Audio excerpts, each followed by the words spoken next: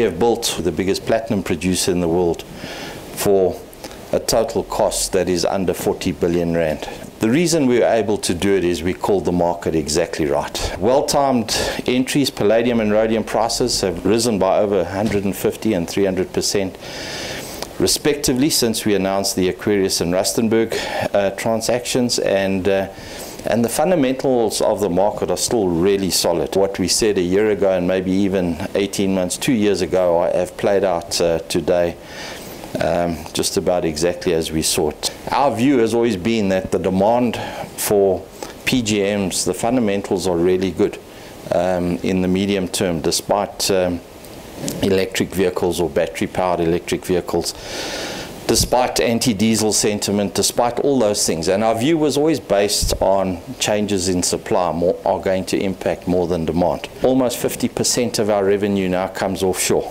Post Lonmin, we'll be the biggest platinum producer in the world.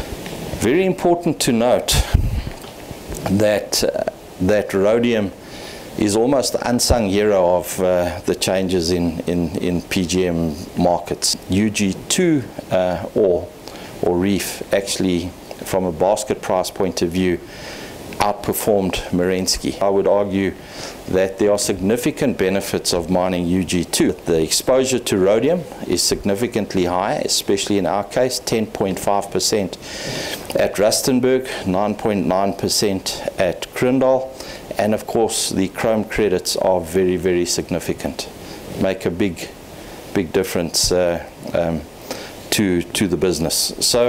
So very, very useful to have a large UG2 exposure. So completing the basket in terms of rhodium, we are very close to Impala in terms of the number of ounces of primary production. So where to from now? I think we've got a business that is going to be managed, going to be focused on. There's going to be organic growth in it. There's going to be optimization. That's all good and well. But where is our next wave of growth coming from? So I'm sure you're all familiar with sigmoid curves, and from a strategic point of view, they're very useful. So that's where we started, a gold business that's got 10 to 15 years life of mine. We like gold, but I want to say that it's the wrong time to go and do M&A in gold, especially when it's become a fashion and there's going to be non-core assets. They're going to be in competitive processes. I'm not sure how you create value when you do that in that environment. We then moved into PGMs. I remember announcing it and everyone telling us we're crazy, and that's where you get the dip. Still very South African focused, and then of course the next sigmoid loop was our step into Stillwater. And by the way, I'm not sure if you looked at the NPV of Stillwater on the NPV graph, but it's doubled in value, absolutely doubled, and those are big numbers. But there's the uplift in value, and then of course, so what now? And we believe that through our very good understanding we've got of the PGM markets, we've got to understand what the new age metals are probably going to look like, and we want to position ourselves for the new world, and things are changing rapidly. We want to be a mining company that's going to be a new world mining company, and we think that the new world is really going to be in the high-tech minerals or metals.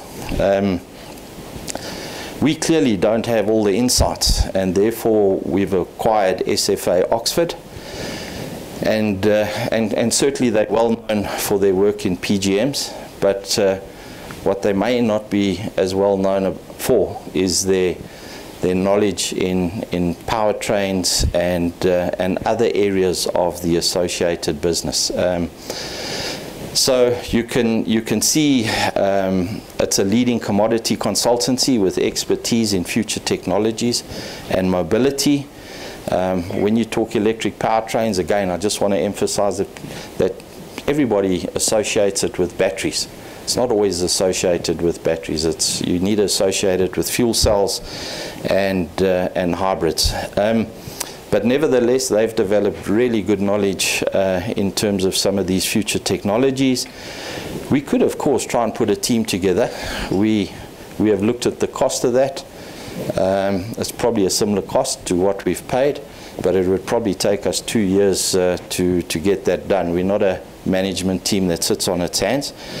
So we've made this investment, and some of the rationale is as follows. It's an opportunity to fast track and build internal competency and knowledge relating to drivetrain technology, the related metals and battery metal technology, direct access to a high quality research team. Everyone knows Steve Forrest. Immediate and ongoing access to quality research from a team that's established market links through the metals value chain. And as Charles said, the change to a toll agreement to get access to our metals was fundamental in being involved in some of the downstream and supply chain aspects of this market. SFA will continue to operate as an independent unit. We know that perhaps some of the organizations that use them may not use them anymore because we will be involved, but we've factored that into our thinking. And factoring that in, we believe we have a model that is cost neutral. We are going to maintain the independence. You would have seen from the announcement that Jim Sutcliffe will sit on that SFA board, and of course Steve will remain as the CEO and chairman going forward.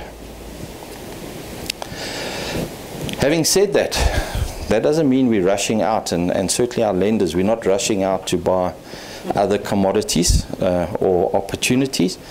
This is an 18-month, 2-year process of developing the right knowledge to identify the right targets, and we will, as we did with PGMs, we'll keep you appraised.